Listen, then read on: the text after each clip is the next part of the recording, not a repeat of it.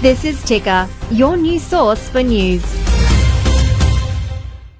I'm Ahron Young. Imagine loving golf so much that literally following the birth of your child, you decide to do something bold. You quit your job to try and change the face of golf in this country. Terai was recently awarded a Telstra Business Award for his efforts, and he wants to share his passion and his dream with others who might be in a job that they decide they want to pick up a golf club and off they go. He joins us now. Thanks so much for your time. Awesome, thanks for having us. So is that where it all kind of came from? Absolutely. Always had a desire to do something that I'm passionate about with people that we care about and doing something that's important to us. So you have the child back in 2014, Absolutely. the son.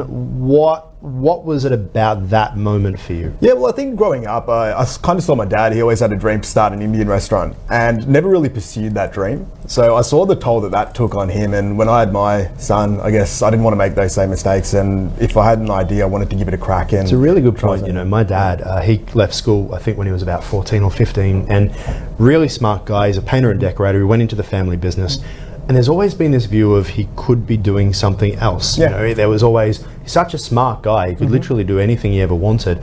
But because of a family reasons and all of those things that just get, and then you say, oh, I can't now because of this. And you get to an age where all of a sudden you've done what you've always done, right? 100%. You decided to use watching your dad to blast yourself out of what you were doing. What were you doing before? So I was working in higher education. So had a great job working with a beautiful team, and it was just one of those things where it was, do I go on and do further study or actually try an idea and give it a crack? So the whole business started with a Facebook post and a basic $100 website. Wow. A group of volunteers. So how long did it take to get going? Well, so we essentially what happened after that post went out, probably later that day, there was comments and engagement with it. So then I think we found a $50 ad voucher through Facebook, like when Facebook ads were cheap. Yes. And then there was about 100 comments and people were like, yeah, golf for younger people, this sounds great, what does it look like? And then it was my mates that joined up at the beginning. Yeah. Then we finally had our first member that joined up that wasn't a friend. We're like, all right, now we have to actually turn this into something, and it just evolved from there. Because when I think of the future of golf, I think about young people getting involved. I mean, you're wearing what looks to be a Star Trek uniform right now. Is that the future of golf? Absolutely. And I think this is Under Armour, and they're obviously futuristic, so it aligns. So it's about dealing with younger people, getting them involved, because I would imagine there are so many golf clubs out there, beautiful golf clubs in Melbourne. I grew up down the Mornington Peninsula, wonderful golf clubs.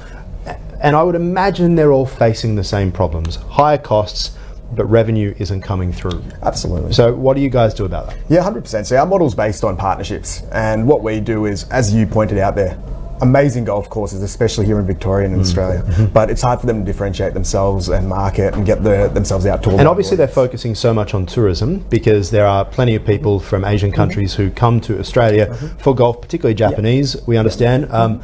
But relying on tourism can be pretty tricky. You've got a lot of things that affect, and really you've got a lot of people who are in your own backyard who perhaps just haven't gotten involved. Why not? Why weren't people being involved? I think golf has some barriers and a bit of a perception issue, especially with the younger generation. You know, it's viewed as a bit traditional and maybe a little bit old school. So that's what we're trying to flip on its head by opening it up to that younger generation, and then also getting more diversity, whether it's getting more women into golf or getting more social and ethnic groups into golf, and bringing in that diversity, because the core of the game is being outdoors. It's being out there with your friends. It's getting some exercise. Anyone can play it. And I think if we can start showcasing that, kind of like what horse racing's done and say the polo's doing at the moment, I think golf has that opportunity as well. Because there's always, I would imagine, for a lot of these golf courses that are in great locations, they are being pressured to just turn into housing, right? And so we could potentially lose a lot of these beautiful open spaces as well to just more estates. How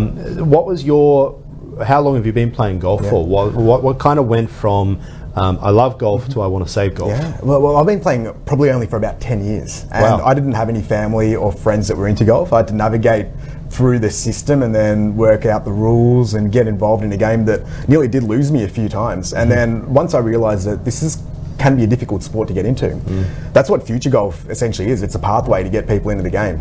So you don't need to have parents that played golf, or you don't need to have a friend. You can just join us and then we'll hold your hand through it. Okay, and so what do you actually do through that hand-holding process? Let's say, for example, I'm watching this right now and I'm interested in what you're saying. What do I do? Yeah, absolutely. So you can join up to Future Golf. We have a variety of different membership options. So we can get you started where you can go and play mini golf. You can play pitch and putt. You can go to a driving range. Wow. And then once you're ready, go on and play 9 holes or 18 holes. And we have events. We have an online golf community. We have a physical golf community. It's funny as you well. talk about putt-putt. Just down the road from where we are here, there's a really famous one that all my friends are having birthday parties at and doing fun things at as well. So it kind of is there, so long as it's fun. There just seems to be this fright of being outdoors. Yeah. I know everyone wants to be on their phones, right?